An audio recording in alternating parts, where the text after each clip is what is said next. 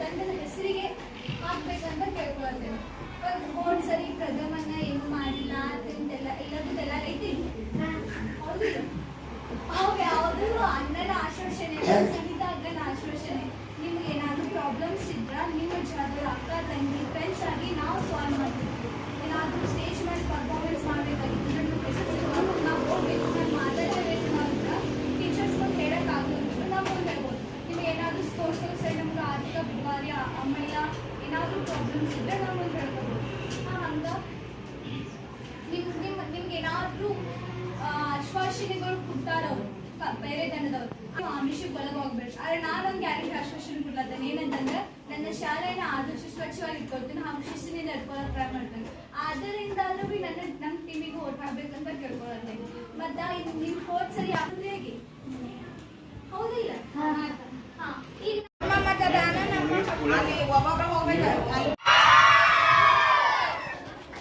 ಬಳಪ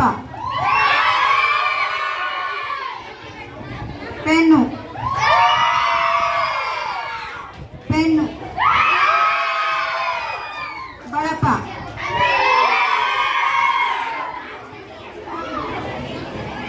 pen pen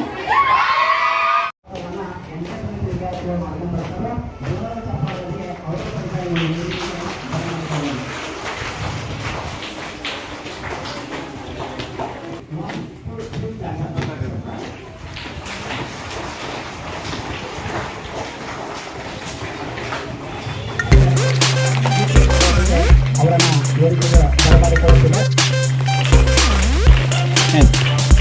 ಧನ್ಯವಾದಗಳು.